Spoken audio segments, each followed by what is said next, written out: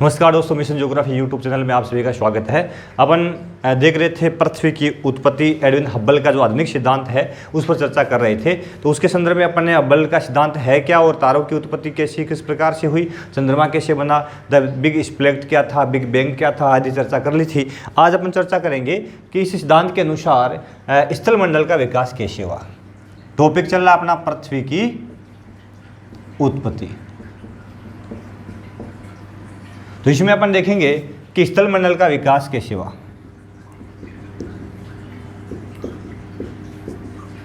Theory के साथ साथ में कई बच्चों की डिमांड रहती है कि सर साथ में प्रश्नोत्तर सीरीज चलनी चाहिए। तो हालांकि प्रयास कर रहे हैं, प्रश्नोत्तर सीरीज अलग से आपके लिए जितने भी प्रश्न बनेंगे वो सारे आप तक पहुंचाए जाएंगे। ऑल ओवर प्रश्नोत्तर सीरीज है वो आपको समझाई जाएगी, बढ़िया सा टेस्ट उसका लिया जाएगा बड़े ही इजी वे में और शानदार तरीके से। थ्योरी का मतलब ये रह जाता है कि जिधर से अपन गुजरेंगे, थ्योरी से निकल गए तो आपके सामने जैसे ही प्रश्न आएगा तो उसको रटने और याद करने की जरूरत नहीं रहेगी, इजीली आपको समझ में आ जाएगा। तो पहले आवश्यकता है थ्योरी, पढ़ते हुए अपन प्रश्न की ओर आगे बढ़ेंगे, तब अपना कार्य हो आसान हो जाएगा। स्थल मंडल का विकास कैसे हुआ, तो स्थल मंडल में अपन ने देखा कि प्रारंभ में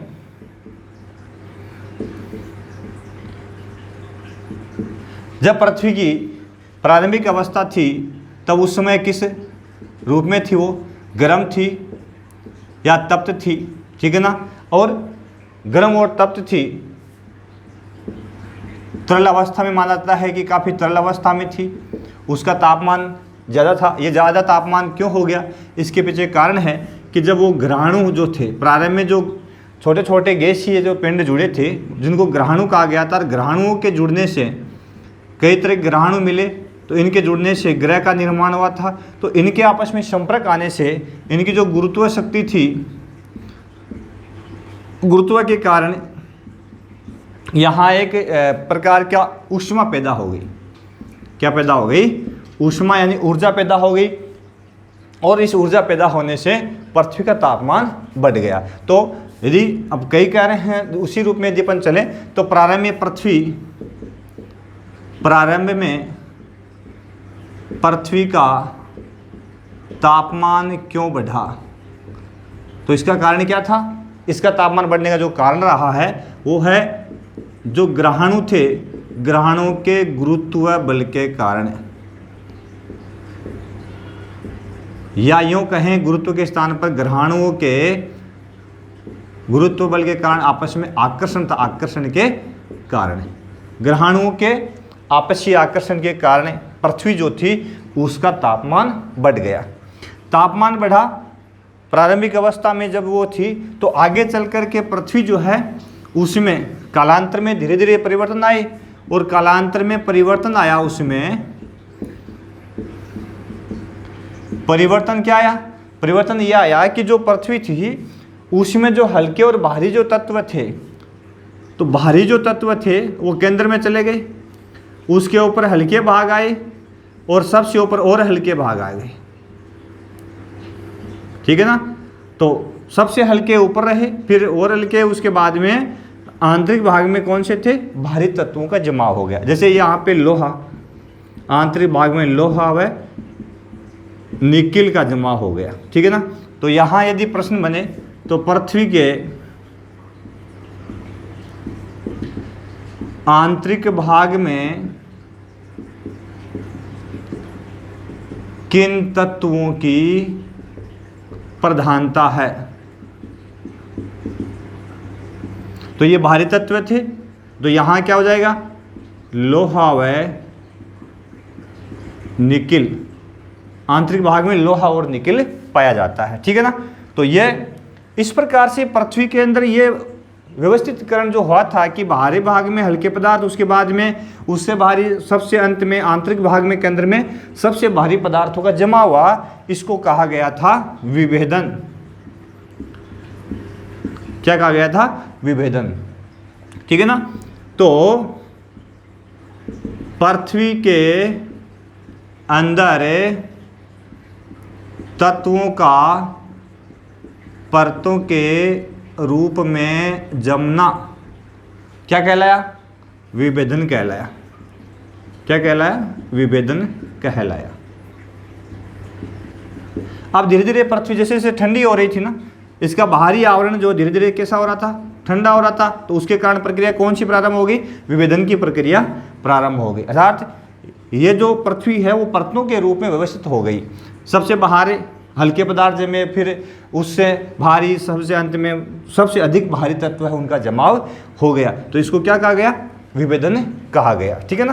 तो इस प्रकार से यह स्थल मंडल है, धीरे धीरे इसका विकास प्रारंभ हो गया।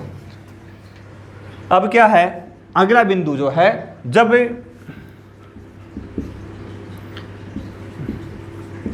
चंद्रमा की उत्पत्ति हुई, ये अपन ने देख लिया, द बिग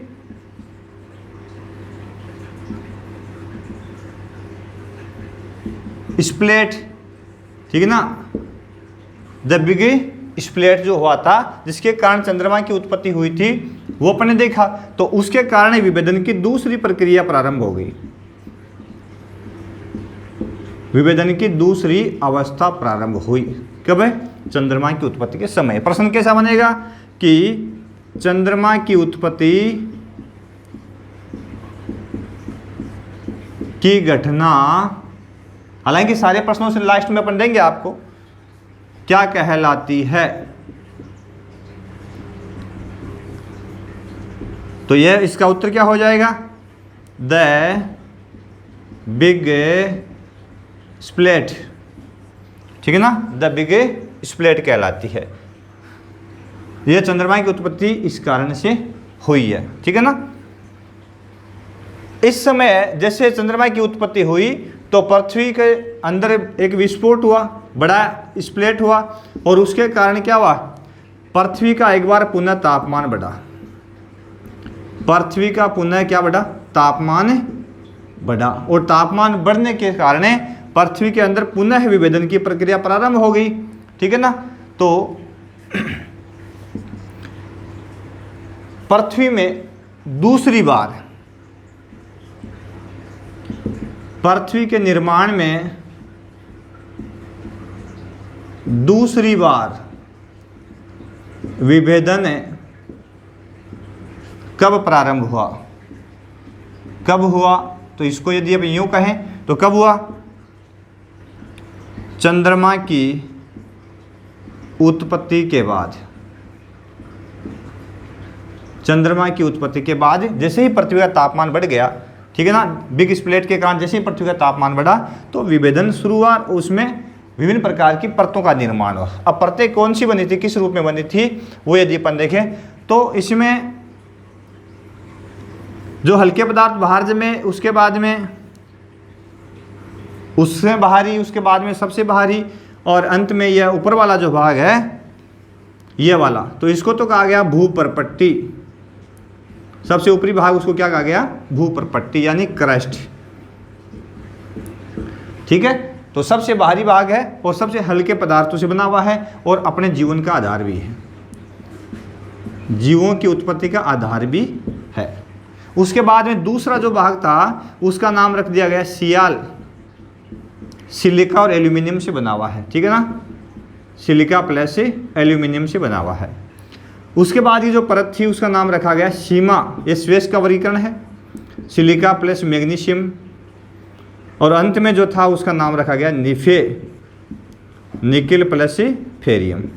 इस प्रकार से इन तत्वों से हमारी जो पृथ्वी है उसके अंदर विभेदन के कारण इस प्रकार की परतों का निर्माण हुआ था।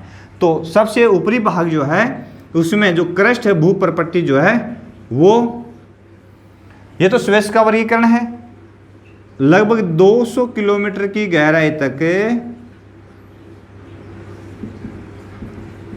200 किलोमीटर की गहराई तक का भाग क्या कहलाता है, स्थल मंडल कहलाता है। ठीक है, यह स्वेस का वर्गीकरण है।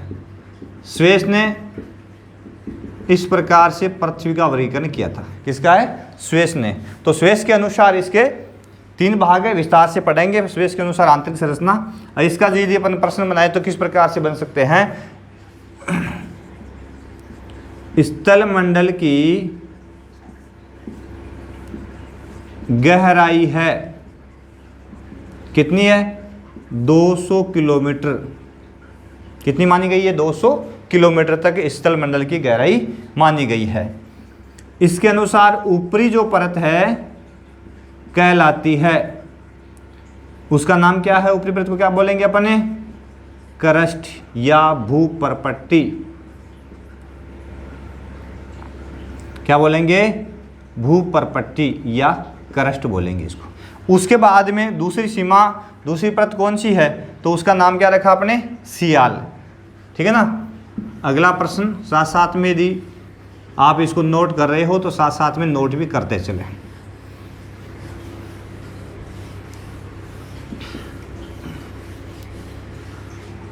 इसके अनुसार अगला बिंदु क्या हो गया?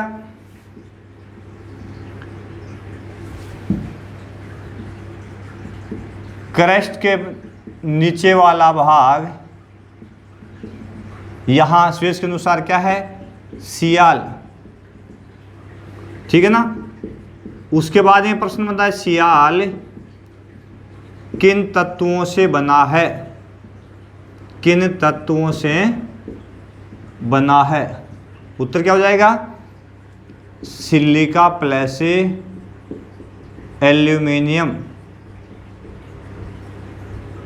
सिलिका प्लस एल्यूमिनियम से बना हुआ है। ठीक है ना। तो यहां से इस तरह के प्रश्न वो तैयार होते हैं। सीमा किन तत्वों से बना है? सीमा, इसमें कौन सा हो गया? Silica plus magnesium. ठीक है। उसके बाद में निफे आंतरिक परत है, वो किन तत्वों से बनी है?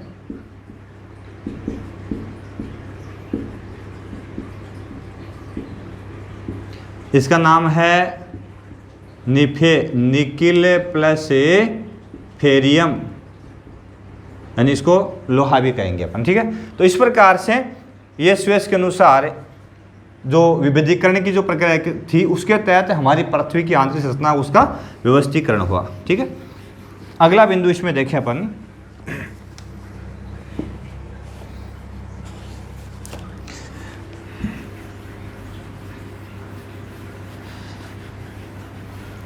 पृथ्वी की आंतरिक संरचना यदि अपन देखेंगे तो उसमें अगला बिंदु इस प्रकार से, ये वाला जो भाग है ऊपर का उसको क्रस्ट बोलते हैं। क्रस्ट के नीचे वाला जो भाग है उसको प्रावार या मेंटल बोलते हैं। उसके नीचे वाला भाग जो है उसको बाह्य क्रोड बोलते हैं।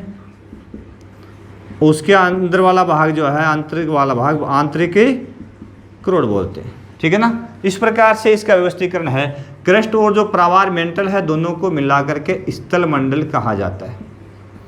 यह प्रश्न कई बार पूछा भी गया है कि स्थल मंडल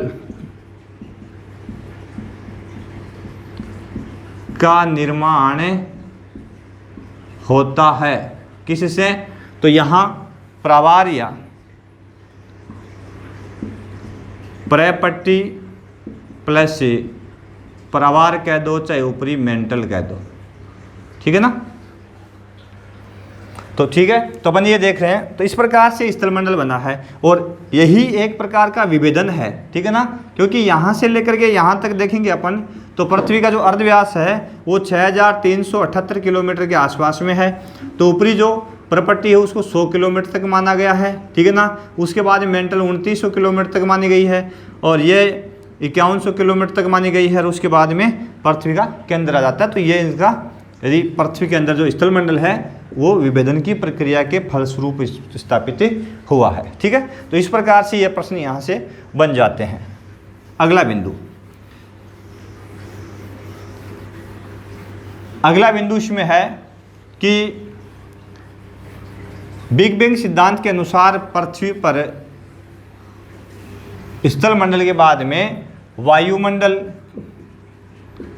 बिग बैंग सिद्धांत के अनुसार वायुमंडल व जलमंडल का विकास। कौन सा टॉपिक चल रहा अपना? बिग बैंग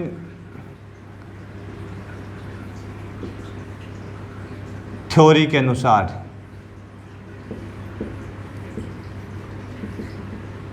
इसके अनुसार अपने वायुमंडल का विकास कैसे हुआ। यहां अपन देखें तो प्रारंभ में जो पृथ्वी का उत्पत्ति हुई थी, पृथ्वी पर प्रारंभ में जो वायुमंडल बना हुआ था उसमें प्रमुख रूप से कौन सी गैसें होती थी? हीलियम व हाइड्रोजन। यह प्रश्न पूछा भी गया है, बहुत बार पूछा गया है कि पृथ्वी पर प्रारंभ में कौन सी गैसें थी। ठीक है, तो इसका उत्तर क्या हो जाएगा?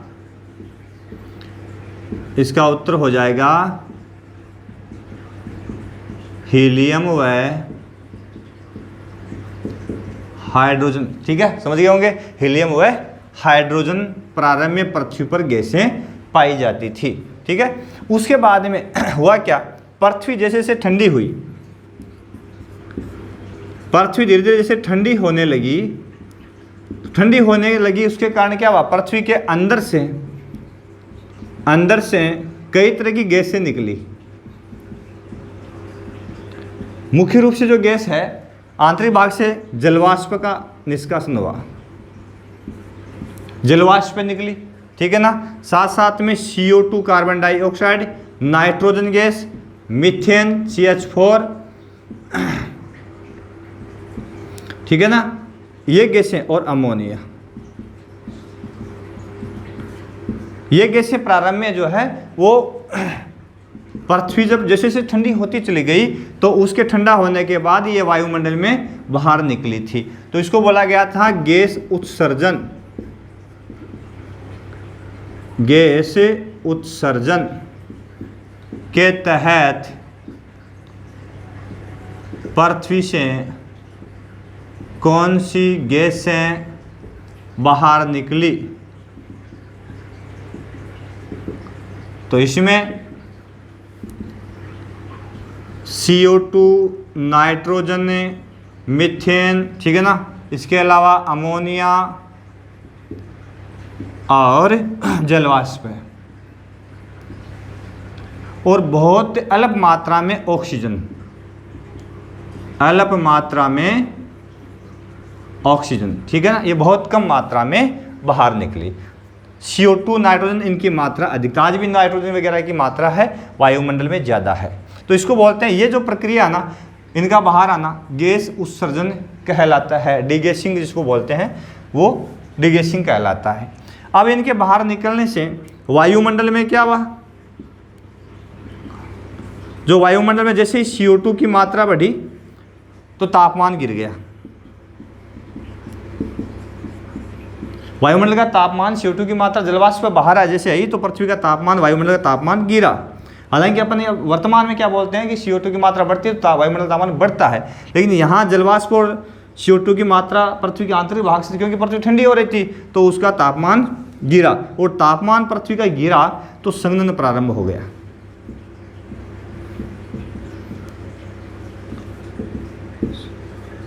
क्या प्रारंभ हुआ? संघनन प्रारंभ हो गया, और संघनन प्रारंभ होने से वर्षा बढ़ी, वर्षा होने लगी, क्योंकि संघनन हुआ तो बादल बन गए, और बादल बने तो वर्षा प्रारंभ हुई। अब इस संघनन के होने से, बादल बन के वर्षा होने से जो पृथ्वी अत्यधिक मात्रा में वर्षा हुई,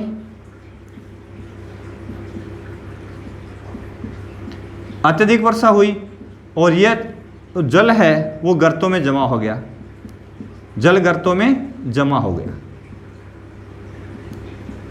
ठीक है, जल गर्तों में जमा हो गया तो जहां बड़े बड़े गर्त थे वहां जल जमा होने से वो क्या कहलाए? महासागर बन गए। छोटे जो जल क्षेत्र थे वो सागर कहलाए, और छोटे थे वो झील कहलाए। इस प्रकार से काफी अधिक मात्रा में वर्षा होने से बड़े महासागर, सागर और झीलों का निर्माण पृथ्वी पर हुआ। ठीक है ना, तो ये ऐसा संघनन के बाद में, जैसे ये जो संघनन पृथ्वी पर प्रारंभ हुआ था, पृथ्वी के ठंडा होने पर पृथ्वी पर संघनन जो प्रारंभ हुआ था तो वो लगभग अपन कहें तो 2 से 3 अरब वर्ष पहले, 2 से 3 अरब वर्ष से पहले, ठीक है ना, संघनन प्रारंभ हुआ था और उसके बाद में वर्षा बढ़ी और वर्षा होने से महासागर सागर का निर्माण हुआ था, ठीक है ना। और प्रारंभिक वातावरण में हीलियम और कौन सी गैसें थी, हाइड्रोजन गैस पाई जाती थी। हीलियम और हाइड्रोजन गैसें प्रारंभ में पाई जाती। ये जो प्रक्रिया है, जो महासागर बनने की प्रक्रिया है,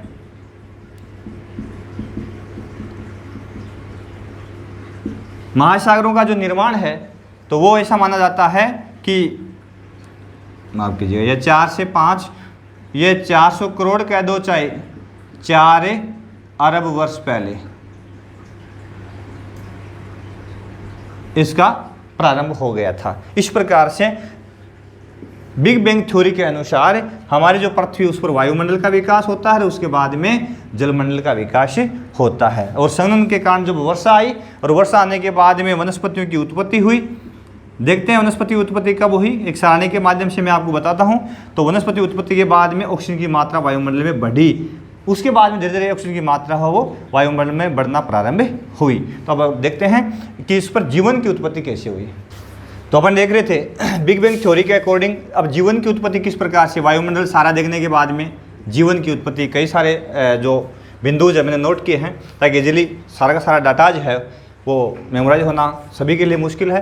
तो इनको अपन बारी बारी से देखें और एक क्रम से देखें तो पता लग जाएगा कि कौन सी घटना कब और किस रूप में हुई है। सबसे पहले यदि अपन देखें तो कौन सी घटना हुई थी, बिग बैंग हुआ था। आज से 13.7 अरब वर्ष पहले बिग बैंग की घटना हुई, जिसके कारण जैसे हबल ने कहा कि संपूर्ण पृथ्वी एक परमाणु, छोटे परमाणु के रूप में थी, उसका विस्फोट हो गया, ठीक है ना। उसके बाद में तारों की उत्पत्ति हुई। आज से 5 से 6 अरब वर्ष पहले तारों का निर्माण हो गया और वो एक निहारिका नेबुला बनी थी। उसमें गैसीय पिंड जो है उनका धीरे धीरे एकत्रण होने से जो गैसीय झुंड बने थे वो कालांतर में तारे कहलाए थे, वो अपन ने पढ़ लिया। उसके बाद में देखा महासागरों का निर्माण हुआ लगभग 3 से 5 अरब वर्ष पहले। महासागर कैसे बने, जैसे कि वायुमंडल में जो आंतरिक भाग से पृथ्वी से बाहर वायुमंडल में जो गैस निकली, जैसे जलवाष्प, नाइट्रोजन, CO2 मात्रा में अधिक मात्रा में बाहर निकली थी और उनके निकलने के बाद में पृथ्वी का जो तापमान गिरा और गिरने के बाद में संघनन प्रारंभ होता है। संघनन प्रारंभ होने से वर्षा हुई, वर्षा होने से जलगर्तों में जमा हो गया। तो ये घटना 3 से 5 अरब वर्ष पहले की मानी जाती है। उसके बाद में पृथ्वी पर जीवन प्रारंभ कहाँ से होता है, तो यहाँ से जीवन प्रारंभ होता है। सबसे पहले ब्लू ग्रीन शैवाल, सबसे पहले जीव कहाँ पैदा हुए थे, तो सबसे पहले समुद्र के अंदर जीव की उत्पत्ति होती है। किस रूप में, ब्लू ग्रीन शैवाल के अवशेष आज भी अपन देखते हैं और अपने पुरातात्विक जो स्थल में देखे जाते हैं। और C कार्बन 14 जो पत्ती, उसके माध्यम से अपन प्राचीन शिलाओं का जब अध्ययन करते हैं तो ये इनका पता भी चलता है कि ये कितने पुराने हैं। तो सबसे पहले एक कोशी के जीव ब्लू ग्रीन शैवाल की उत्पत्ति महासागरों में हुई थी। कब, 2.5 से 3.8 अरब वर्ष पहले। इसका मतलब पृथ्वी पर जीवन 2.5 से 3.8 करोड़ अरब वर्ष पहले हुआ था। जीवन का उद्भव आज से 3.8 अरब वर्ष पहले की घटना मानी जाती है, ठीक है। उसके बाद में जल में बिना रीढ़ की हड्डी वाले जीवों की उत्पत्ति होती है, तो 50 से 57 करोड़ साल पहले ऐसा होता है, ऐसा माना जाता है। उसके बाद में पहली मछली का उद्भव हुआ, तो ये 43.8 से 50.5 करोड़ वर्ष पहले, ठीक है। उसके बाद में स्थल और जल पर रहने वाले जीवों की उत्पत्ति, तो ये 36 से 40 करोड़ वर्ष पहले। रीढ़ की हड्डी वाले पहले जीव 28 से 36 करोड़ वर्ष पहले, अब करोड़ों में आ गई है। मेंढक व समुद्र जीव की उत्पत्ति सबसे पहले 20 से 24 करोड़ वर्ष पहले।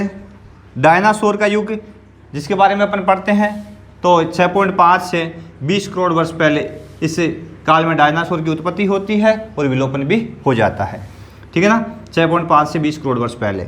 और उसके बाद में चूहों की उत्पत्ति छोटे स्तनपायी प्रारंभ हुई है 5.7 से 6.5 करोड़ वर्ष पहले। स्तनपायी जो है उनकी उत्पत्ति होती है। इसके बाद में देखिए अपन खरगोश की उत्पत्ति 3.7 से 5.8 अरब वर्ष पहले हुई। अब आते हैं अपने मनुष्य की उत्पत्ति। मनुष्य से मिलता जुलता जो आदि मानवपना था उसकी उत्पत्ति, जिसको वन मानुष कहा गया था प्रारंभ में, उसकी उत्पत्ति 2.4 से 3.7 करोड़ वर्ष पहले की मानी जाती है। आरंभिक मानव, जिसको वनमानुष और आरंभिक मानव, इनकी संरचना आज के मनुष्य में थोड़ी थोड़ी मिलती मानी जाती है, जिसकी उत्पत्ति जो है वो 20 से 50 लाख वर्ष पहले की है।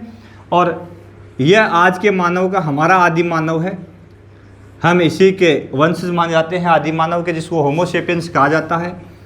यह 10,000 से 20 लाख वर्ष पहले के जीवन इसका प्रारंभ माना जाता है, यानी 10,000 से 20 लाख वर्ष पहले ये मनुष्य आदि मानव के रूप में होमो सेपियन प्रजाति के रूप में था।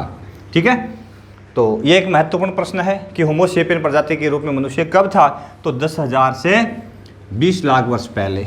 और आज अपन जिस रूप में है, आधुनिक जो मानव है वो 0 से 10,000 वर्ष पहले, आज से लेकर के, यानी हमारा उद्भव है इस रूप में मनुष्य आज से 10,000 वर्ष पहले तक का ही माना जाता है। तो इस रूप में मनुष्य 10,000 वर्ष पहले से ही है, ऐसा माना जाता है। तो इस प्रकार से अपन देखें तो हमारा जो जीवन है पृथ्वी पर इस क्रम में, तो सबसे पहले क्या आया था अपन ने देख लिया था, शैवाल की उत्पत्ति, उसके बाद में बिना रीढ़ की हड्डी वाला जीव आए, उसके बाद में तो सबसे पहले जीवन जो है समुद्र में यानी जल में प्रारंभ होता है, और कालांतर में धीरे धीरे संपूर्ण जो जल, स्थल और वायु जो है तीनों में जीवन जो है वो फैल जाता है। इस प्रकार से जीवन की उत्पत्ति होती है।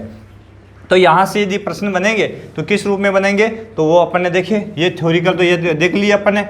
तो यहाँ से प्रश्न बने तो सर्वप्रथम जीवन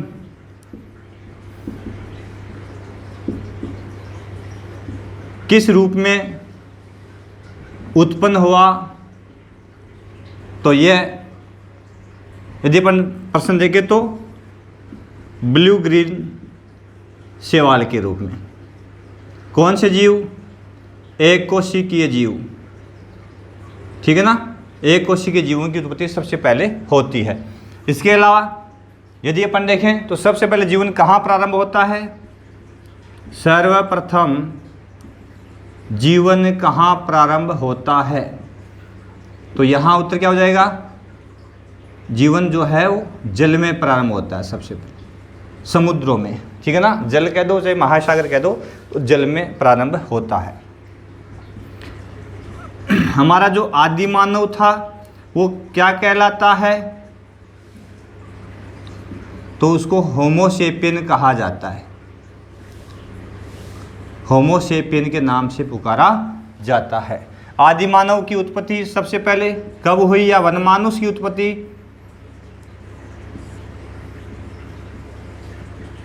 कब हुई सर्वप्रथम, तो इसके बारे में यदि अपन देखें तो कब होती है, 2.4 से 3.7 करोड़ वर्ष पहले। इस प्रकार के प्रश्न यहाँ से है वो बन जाते हैं। जैसे मछली का उद्भव कब होता है पृथ्वी पर, तो 43.8 से 50.5 करोड़ वर्ष पहले। तो इस प्रकार के प्रश्न यहाँ से बनते हैं। इसके अलावा अपन प्रश्नोत्तर सीरीज वो डाल देंगे। तो इसी टॉपिक के साथ में जीवन की उत्पत्ति के साथ ही हमारा पृथ्वी का उद्भव है या पृथ्वी की जो उत्पत्ति है उसका टॉपिक जो है वो क्लियर हो जाता है। जो भी प्रश्नोत्तर सीरीज बनेगी वो आप तक पहुंचाई जाएगी। और अगला बिंदु अगले वीडियो में अपन शुरू करेंगे, तो वो होगा पृथ्वी की आंतरिक संरचना। ठीक है ना, तो आंतरिक संरचना की बात है अगले वीडियो में अपन करेंगे। तो तब तक के लिए नमस्कार। देखते रहे हमारा मिशन ज्योग्राफी यूट्यूब चैनल को लाइक शेयर सब्सक्राइब जरूर कर लें।